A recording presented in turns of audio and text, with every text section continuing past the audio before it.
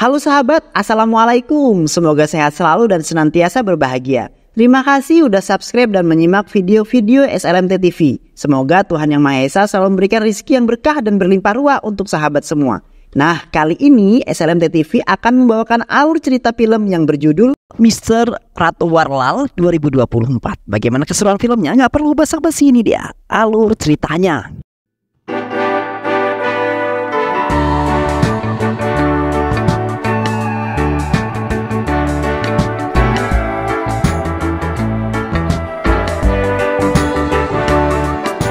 Di kota Hyderabad, telah dikisahkan tentang seorang pria yang merupakan raja penipu terbesar yang terkenal dengan peretasan dan manipulasi online. Penjahat tersebut bernama Ranga, seorang pemuda desa yang meninggalkan rumahnya karena sebuah perselisihan keluarga.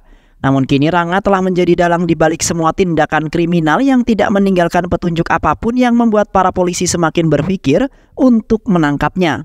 Yang mana di malam itu Ranga telah menghack semua sistem serta CCTV di sebuah rumah seorang dokter bernama Sitapa yang telah memegang posisi di industri rumah sakit. Di saat itu Ranga telah menghabisi para penjaga yang berada di rumah tersebut dengan menyuntikkan sebuah cairan yang membuat orang tak berdaya. Ranga kemudian menghampiri Setapa yang sedang berbaring di ruang tamu. Sontak Setapa kaget lalu berteriak karena tiba-tiba saja Ranga berada di dalam rumahnya. Beberapa hari kemudian terlihat Setapa yang sedang menawarkan pasiennya untuk menyumbangkan sebuah sperma secara gratis, yang mana pria itu akan dibantu untuk mengeluarkannya oleh seorang suster yang sangat cantik dan bohai.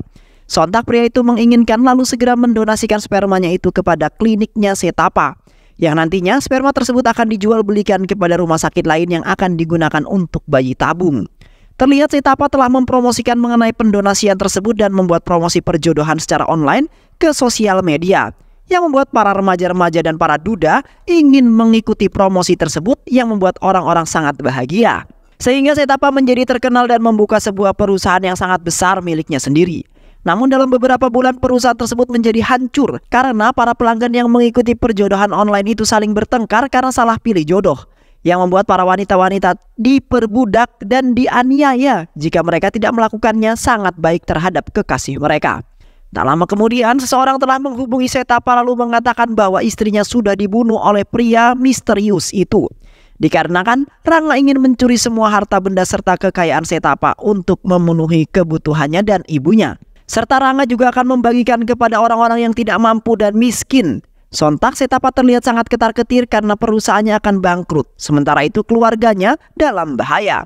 Di sisi lain ACP Alok yang merupakan seorang inspektur di kota tersebut yang terkenal dengan ketangguhan dan kepandaiannya. Yang di saat itu ACP Alok terbangun dari tidurnya karena mimpi sebuah pembunuhan dengan sangat brutal. Yang mana di dalam mimpinya Ranga telah membunuh Setapa. Dan benar saja, di saat itu berita telah menyiarkan bahwa di malam lalu Setapa telah tewas dibunuh oleh seseorang yang di malam itu tidak meninggalkan bekas-bekas kriminal. Tak lama kemudian ACP Alok mendapat sebuah telepon dari seorang asistennya bahwa ACP Alok agar datang ke kantornya karena bawahannya akan melaporkan sebuah kasus. Sesampainya ACP Alok di kantornya, asistennya langsung melaporkan kepada Ranga mengenai seorang dokter yang telah dibunuh oleh seorang pria di malam hari. Yang mana pria itu telah menghack semua sistem dan CCTV serta membius para penjaga dengan cairan yang mengakibatkan orang lemas dan tak berdaya. Di saat itu jam pengingat Ranga tiba-tiba saja berbunyi, yang mana telah mengingatkan bahwa di hari itu kekasihnya sedang berulang tahun yang bernama Nando. Yang mana Ranga telah mengenal Madi beberapa tahun yang lalu di saat Ranga masih bekerja sebagai pembajak sawah. Yang di saat itu Nando sedang menyebar brosur mengenai pendonor mata bagi orang-orang yang membutuhkan mata di rumah sakit. Di saat Nando memberikan brosur tersebut, setelah satu pengendara tiba-tiba saja mengendara tersebut membuangnya. Ranga kemudian meminta brosur tersebut lalu mengatakan bahwa Ranga akan siap menjadi seorang pendonor. Dan Ranga juga akan memberitahukan kepada orang-orang mengenai pendonor mata tersebut agar pasien yang membutuhkan bisa terpenuhi. Sontak Nando sangat senang sekali dan langsung meminta nomor ponsel Ranga. Keesokan harinya, terlihat ibu kandungnya Ranga beserta saudara-saudaranya datang ke kuil untuk berdoa. Dan di saat itu Ranga, ayahnya, dan ibu tirinya juga datang ke kuil tersebut. Yang membuat ibu kandung dan saudaranya menjadi sinis ketika melihat mereka.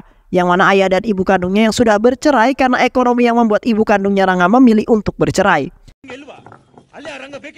Di malam harinya, Di saat pamannya Rangga hendak pulang ke rumah, tiba-tiba saja ada beberapa orang yang mengikuti pamannya di tengah jalan yang sangat sepi itu. Pamannya Rangga kemudian berlari karena orang-orang tersebut ingin mencelakai pamannya Rangga. Yang akhirnya paman Rangga tertangkap oleh orang-orang itu yang mana mereka ingin membalaskan sebuah dendam. Karena di waktu itu paman Rangga telah menghina dan mencemooh ayah Rangga di depan orang banyak di saat rapat desa.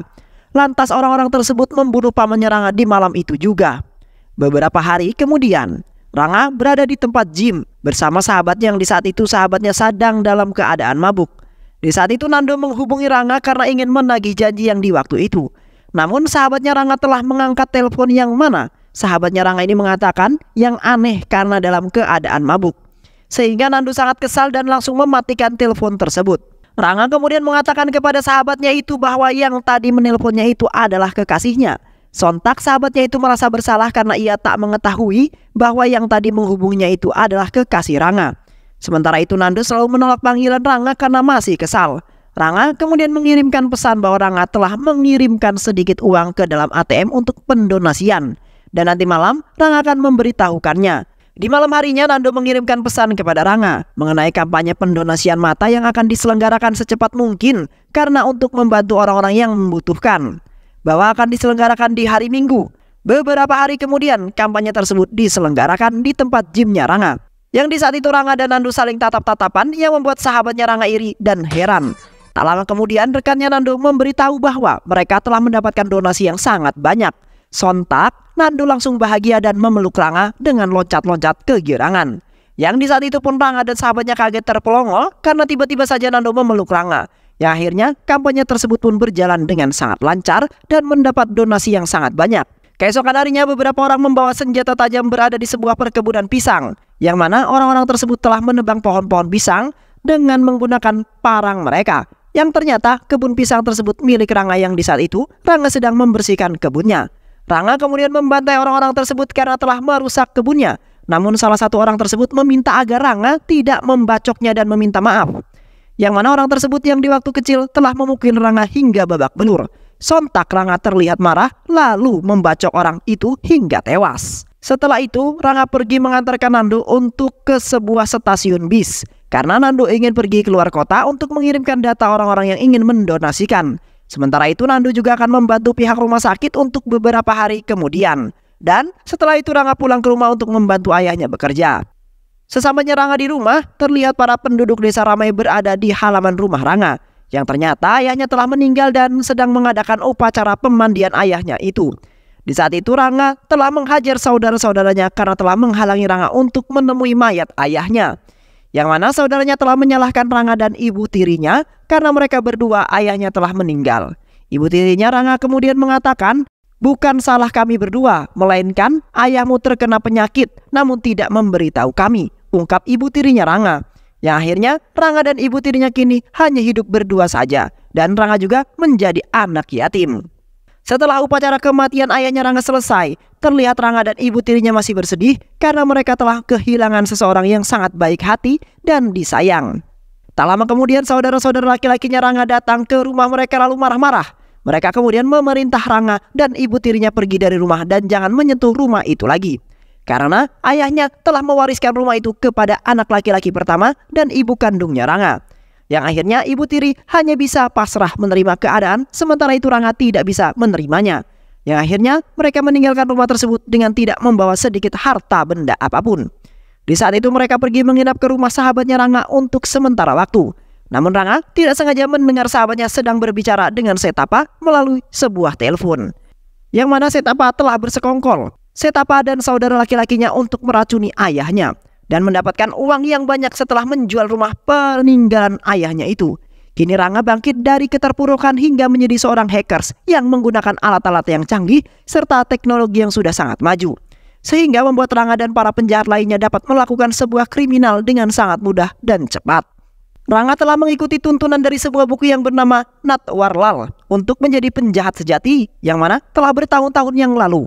Penipu ulung ini bernama Natwarlal menjadi terkenal karena rencananya yang berani untuk menipu Benteng Merah, gedung parlemen dan bahkan Taj Mahal. Dan buku tersebut telah ditulis oleh penipu sendiri yang menjadi referensi perjalanan sang penjahat yang sangat licik, yaitu Rangga dalam seni penipuan. Di sisi lain, ACP Alok dan rekannya sedang membahas mengenai kasus kematian Setapa yang tidak meninggalkan jejak apapun, yang mana penjahat tersebut telah menghack semua sistem dan CCTV dengan sangat mudah. Rekannya kemudian mengatakan bahwa penjahat tersebut pasti mengikuti buku panduan yang bernama Natwarlal, yang mana beberapa tahun lalu seorang pria bernama M.R. Sebastian yang merupakan advokat Mahkamah Agung India datang ke pengadilan bersama pengacaranya untuk melepaskan Natwarlal yang terjerat kasus penipuan. Di saat itu Mr. Sebastian telah menghack sistem komputer asistennya sang hakim yang membuktikan bahwa dirinya tidak bersalah. Dan ternyata Mr. Sebastian adalah anggotanya Natwarlal yang terkenal dengan sebutan hackers internasional yang telah menipu dan membuat kriminal di berbagai tempat. Dan Natwarlal juga telah membuat sebuah buku yang mengisahkan mengenai perjalanan hidupnya. Ya mungkin saja penjahat tersebut telah menggunakan buku itu sebagai panduannya dalam melakukan kejahatan. ACP Alok kemudian memerintahkan bawahannya untuk mencari internet mengenai buku tersebut. Bawahannya kemudian mengatakan bahwa buku itu hanya ada 2 buku yang telah keluar. ACP Alok kemudian mencari ke gudang kantor polisi karena beberapa tahun silam mereka telah mendapatkan dan menyita buku tersebut. Dan beruntungnya ACP Alok menemukan buku itu di gudang kantor polisi. ACP Alok kemudian membaca buku itu hingga akhir untuk mengetahui taktik yang telah dilakukan oleh Natwarlal. ACP Alok kemudian memerintahkan semua anggotanya untuk memutuskan kabel CCTV. Karena ACP Alok telah membaca buku itu, bahwasannya dengan menggunakan ponsel, mereka bisa menghack kamera tersebut.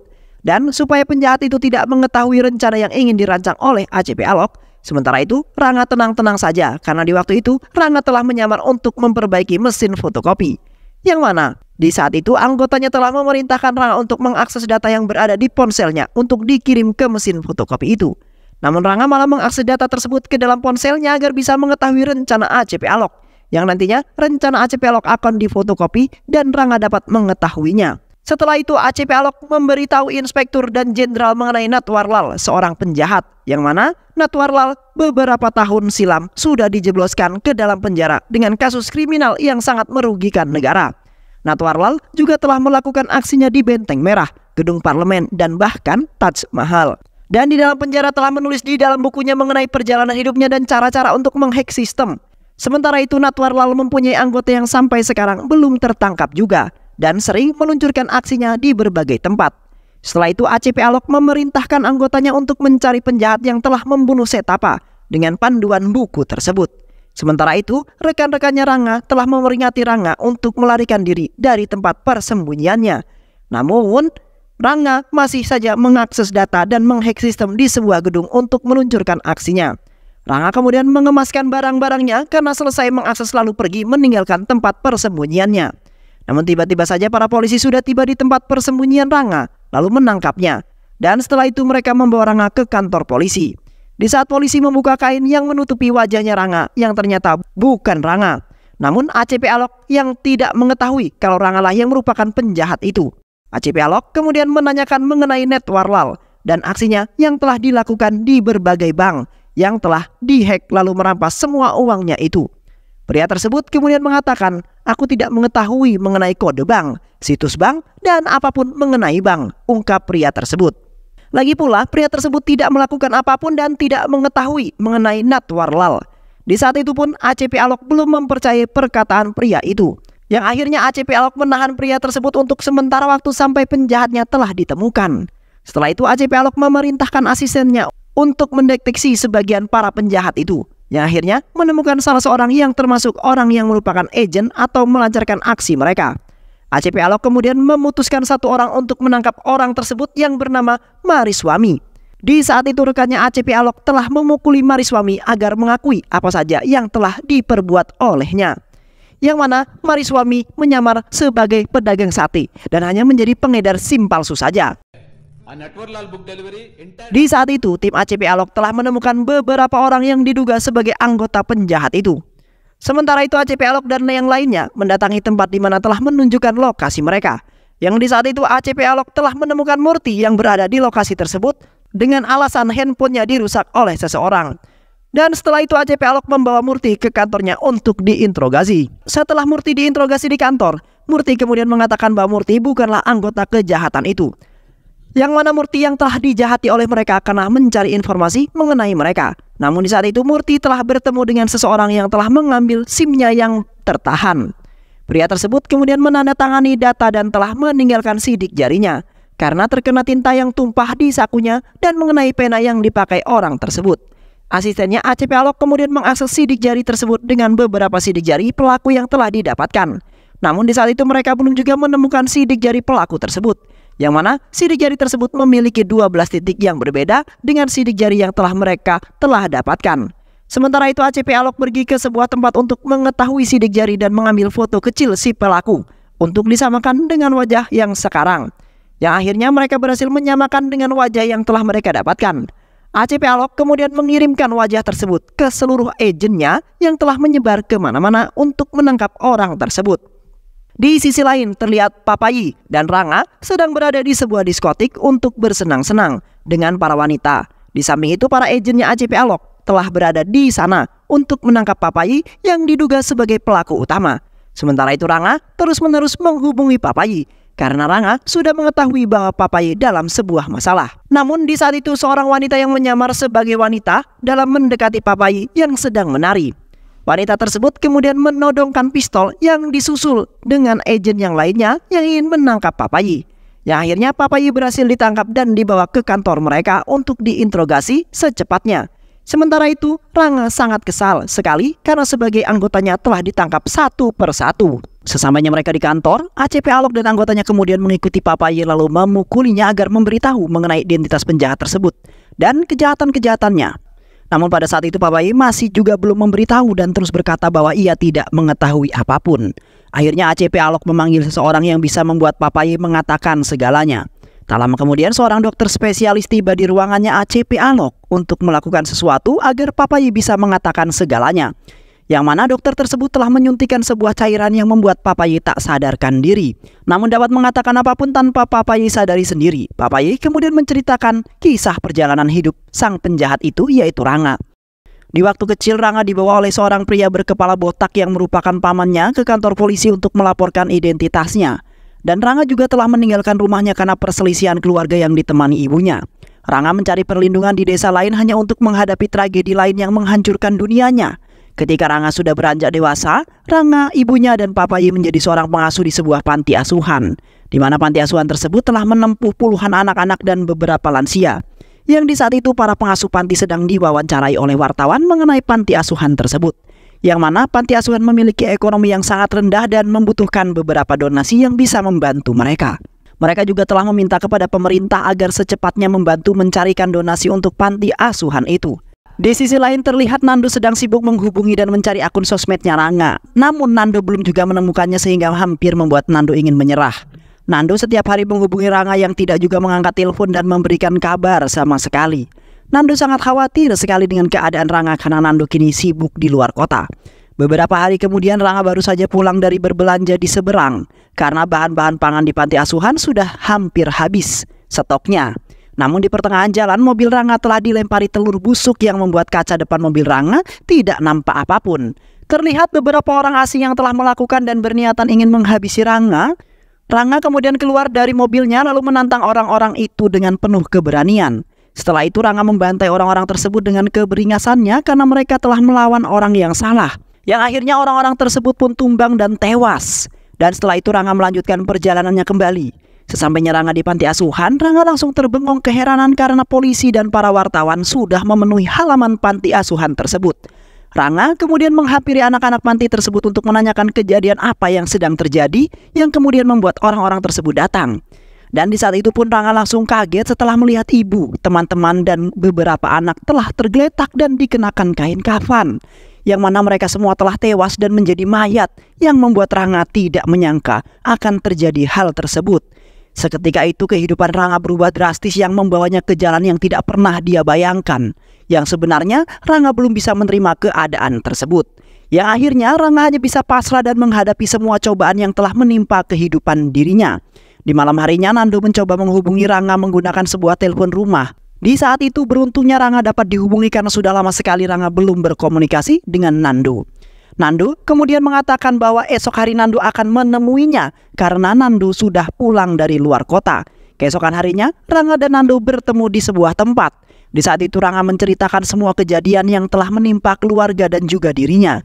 Sontak Nando sangat prihatin dan kasihan terhadap kondisi Rangga yang saat ini membuat hidup Rangga sangat tertekan. Nando kemudian mengatakan bahwa Nando akan selalu menjaga dan menyayangi Rangga, dan di saat itu pun Nando menyatakan cintanya kepada Rangga, bahwa sejak awal bertemu Nando sudah mempunyai perasaan terhadap Rangga. Beberapa hari kemudian Rangga memutuskan pergi keluar kota untuk menemui orang-orang spesial dan mencari tempat untuk menjadikan sebuah markas. Sementara itu, Papayi membeli barang-barang elektronik seperti komputer dan lain-lainnya untuk melakukan suatu hal. Yang mana semenjak kematian ibu dan teman-temannya Rangga langsung bertingkah sangat aneh. Yang membuat Rangga memilih untuk masuk ke dalam dunia kejahatan yang bisa membuat Rangga sangat bahagia. Karena Rangga bisa tertawa dalam penderitaan orang lain yang sangat mengenaskan. Dengan demikian, Rangga dapat melampiaskan dan membagikan derita-derita buruknya ke orang lain. Agar mereka bisa merasakan apa yang dirasakan oleh Rangga saat ini. Dari situlah awal mula Rangga dan Papayi menjadi seorang penjahat yang selalu membuat kriminal. Namun, setiap Rangga membuat kriminal, polisi tidak pernah menemukan jejak ataupun tanda bahwa kriminal tersebut sedang terjadi. Dan di saat itu pun Papayi telah menemukan suatu buku yang bisa membantu mereka dalam melakukan kejahatan, yaitu Natarwal. Di saat itu, Tuan Kogle adalah seorang pembisnis yang sangat kaya. Yang mana Tuan Kogle telah memesan buku Natwarlal. Namun Rangga telah mengetahui dan langsung menghack situs pengiriman paket tersebut, yang membuat paket tersebut jatuh ke tangan Rangga, yang di saat itu Murtilah yang telah menjadi tukang pengantar paketnya. Dan setelah itu Rangga mengikuti buku panduan tersebut yang berisikan pengarahan untuk melakukan sebuah kriminal. Di saat itu Rangga dan Papayi sedang merancang sebuah rencana, yang mana mereka akan meluncurkan aksinya di sebuah gedung-gedung yang memiliki kekayaan yang sangat melimpah. Sementara itu Rangga juga akan melakukan ledakan yang sangat besar di sebuah jalan dengan menggunakan sebuah bom yang telah dirancang oleh mereka. Rangga juga telah menghack perusahaannya Setapa yang membuat kerugian yang sangat besar. Rangga juga telah membunuh istrinya Setapa karena Setapa telah membuat situs yang sangat aneh dan merugikan banyak orang. Sementara itu Rangga juga akan mengambil semua kekayaan Setapa yang sangat melimpah ruah, yang akhirnya Rangga memberikan beberapa bulan untuk Setapa hidup di muka bumi ini. Dan setelah itu Rangga pergi mengunjungi Nando yang berada di rumah sendirian. Sesampainya Rangga di sana, terlihat Nando sangat gembira sekali karena ada yang menemani kesepiannya. Di saat itu Rangga menyatakan cintanya yang sangat tulus dan ingin menjadi kekasih yang selalu mendampingi hidup Nando. Yang mana Rangga akan rela mati demi menjaga dan hidup bersama Nando untuk selama-lamanya. Di saat Rangga dan Nando ingin ciuman, tiba-tiba saja ada seseorang yang telah mengetok pintunya di malam itu juga. Nando kemudian meminta Rangga untuk pergi dari rumahnya karena ayahnya telah pulang dari kantor. Rangga kemudian pergi dari rumahnya Nando secepat mungkin agar tidak ketahuan. Namun Rangga telah meninggalkan jaket kulitnya di atas sofa rumahnya Nando. Di saat itu, Nando sangat bahagia sekali karena jaket kulit milik Rangga telah tertinggal di rumahnya. Nando kemudian membawa jaket tersebut ke dalam kamarnya karena ingin dipakainya. Nando kemudian mengenakan jaket tersebut lalu berfoto-foto sembari mengenakan jaket itu. Dan tak lupa Nando juga mengirimkan fotonya itu ke Rangga agar Rangga sangat senang melihat Nando yang sangat cantik tersebut. Nando kemudian melepas jaket itu dan ingin meletakkannya ke dalam lemari. Namun di saat itu Nando menemukan ponsel Rangga yang tertinggal di dalam saku jaket kulit tersebut. Nando kemudian membuka ponselnya tersebut karena penasaran dengan isi dari ponsel itu. Dan seketika itu Nando langsung kaget karena Rangga adalah seorang penjahat yang telah menghack beberapa tower dan melakukan kejahatan yang lainnya. Nando kemudian menghubungi Rangga karena sangat kecewa dengan Rangga yang telah menyembunyikan identitasnya yang merupakan seorang penjahat. Nando kemudian mengatakan bahwa Nando tidak akan memiliki hubungan dengan Rangga lagi karena Rangga adalah seorang penjahat yang melakukan sebuah kriminal yang sangat tidak bisa dimaafkan. Sontak Rangga langsung kaget karena Nando telah mengetahui identitas asli Rangga yang sebenarnya. Rangga kemudian terus menghubungi Nando karena Nando selalu menolak telepon dari Rangga. Di saat itu seorang inspektur wanita telah mendatangi rumah Nando, yang mana wanita tersebut menembak ayahnya Nando di malam itu juga, dan seketika itu Nando turun ke bawah karena mendengar suara tembakan. Di saat itu wanita tersebut telah mengetahui bahwa Nando adalah kekasih Rangga. Wanita itu kemudian menembak Nando juga dengan tujuan ingin balas dendam karena Rangga telah melukainya di waktu itu. Nando dan ayahnya kemudian dibawa oleh mereka untuk dieksekusi selanjutnya. Di sisi lain Rangga telah diberi kabar bahwa Nando telah ditembak dan dibawa pergi oleh wanita itu.